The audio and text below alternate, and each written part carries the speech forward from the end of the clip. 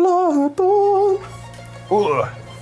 Well, hello. We have here some more Bloodborne, as it is another Bloodborne Sunday. And today it's the big churchy boy. It's the church giant, the one with the massive axe that just slings it around and just groans and grunts at you. You know, the kind of guys that look pretty much hungover. But they are the church giants, which is what we are going to be doing today. A corpse should be left well alone.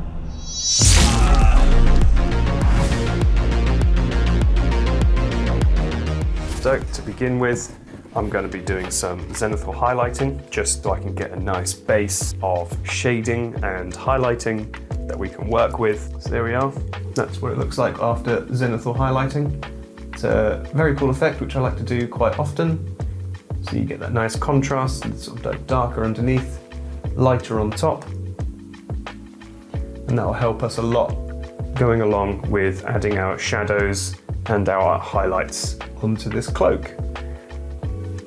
Righty-ho. So it's mainly going to be lots of greys, white, so the main colour I think that will be on the cloak will be some Celestra grey, as it's kind of like a nice light grey, but also has a bit of like bluish, greeny hue to it. I'll also use some Administratum grey, also some Corax white. So what I'll do actually is I will start off by applying the Celestra grey to the shadow parts.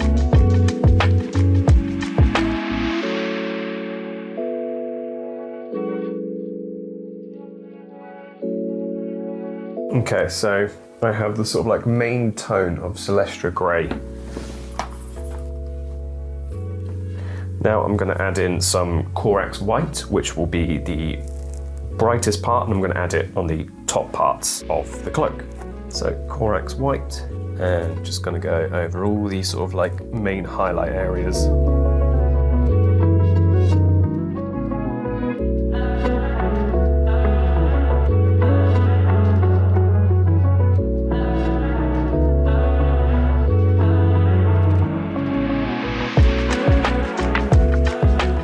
Okay, so with some Corax white, I have mapped out the highlights. The sort of white sitting at the top, which now sort of blends into the Celestra grey, which is darker. I'm probably thinking I'm gonna use some darker greys to enhance these shadows, but for now I'm fine with how that is. So the next step is I'm going to use some Administratum grey, and I'm going to use that to kind of just fill in the gaps around where I haven't got much paint going on, just to try and break these two tones up a bit.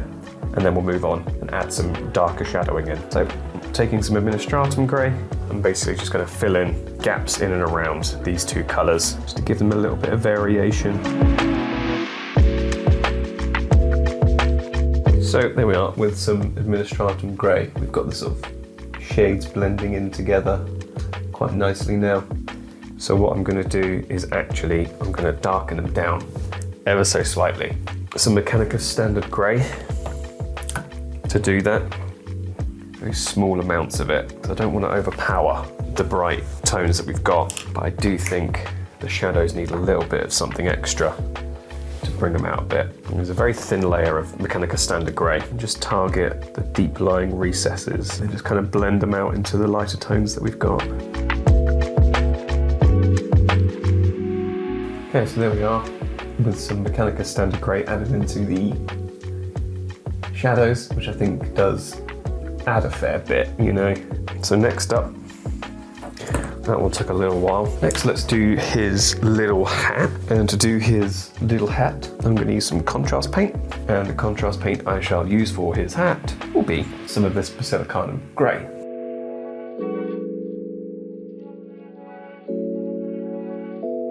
Okay, now we just need to let that dry. While it's drying, let's do his axe handle. Base it with some snakebite leather, which will act as a nice sort of wood colour. It is called leather, but you know, it's a brown contrast, and it will still work quite well for wood. Okay, there's our little handle and hat. Next up, we can do the skin, I reckon.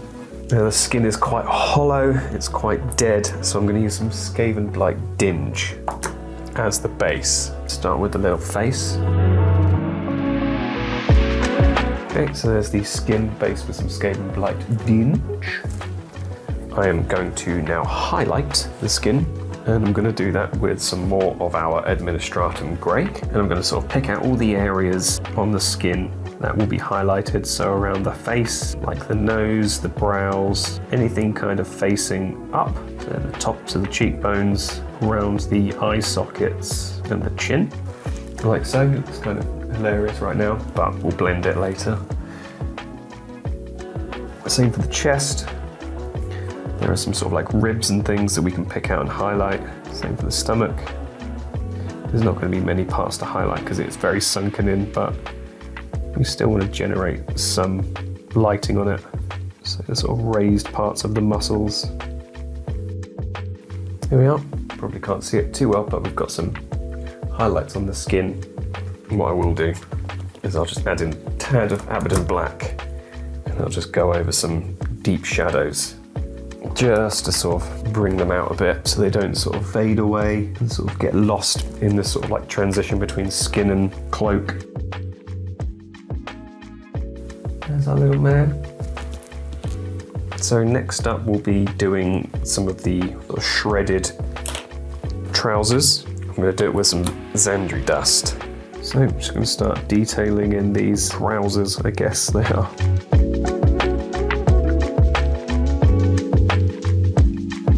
Righty ho, so there we are. There's our clothing done in. I've also done the sort of rope at the top here with some Xandri dust as well.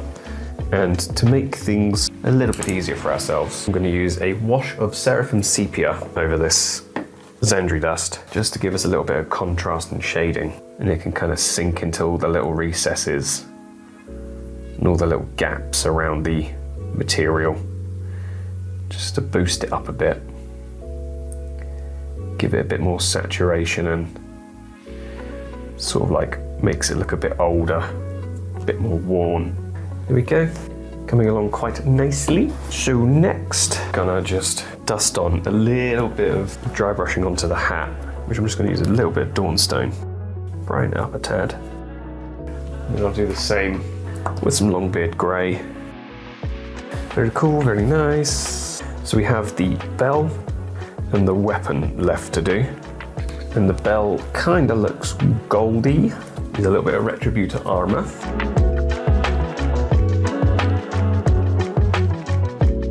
Then I'm going to use some Iron Warriors. I'm going to use this for the chain holding the bell and also the chains around its feet.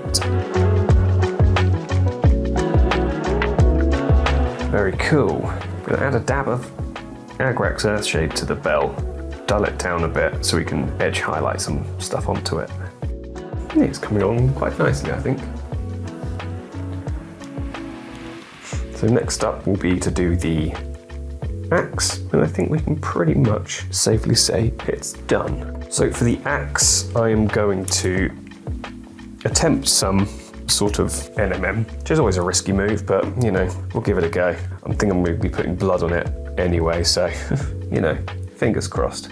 So to start, I'm taking some Mechanica Standard Grey, which will sort of act as the main shadow area, and kind of just map out where on this axe I think the main shadows will be. And I'm going to kind of create this alternating light bounce effect type of thing. There's my Mechanica Standard Grey in. I grab some Corax White, which will be the brightest point. I'm going to use this to map out where our highlights are going to be. I'm going to put it sort of in between where I've got the Mechanica Standard Grey already.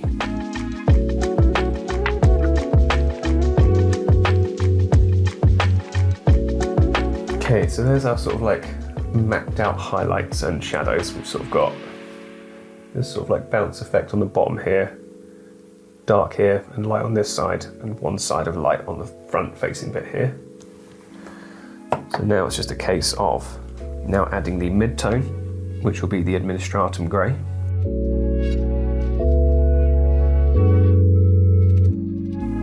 I'm going to add in a slither of Abaddon Black on the sort of darkest point. And all I'm going to do now is kind of just use glazes of these colours and just kind of try and blend them all together a bit, really. So there's our wee fella. And his axe NMM'd up. And all the shading to the back. So what I want to do is I want to create some sort of like blood splatters on him as if he's sort of like crushed something. And what I learned from the Rodan Festival diorama is that coagulated blood is quite tough to sort of flick. So to create actual blood splatters, I'm going to use some Flesh Tearer's Red Contrast, which is a sort of good blood colour. Flick it like this. That works quite nicely.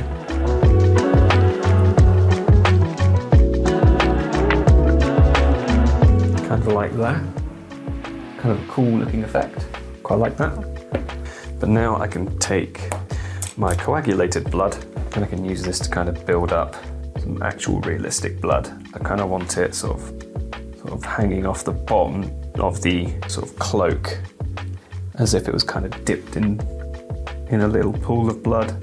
Same on the kind of bottom part here, as if it was being dragged through some pools of blood on the floor. Just build it up from the base. The more layers you add, the thicker and denser the blood will look. And look at that, it's our blood splattered church giant. I think that's quite a cool effect, you know. I might use that for bases. It's quite cool. There we go. One church giant. Bloodborne, baby. That was quite a fun one to do. Alrighty. Bang. One church giant with his big old bell and his big old axe, covered in blood. Very apt for the one and only Bloodborne.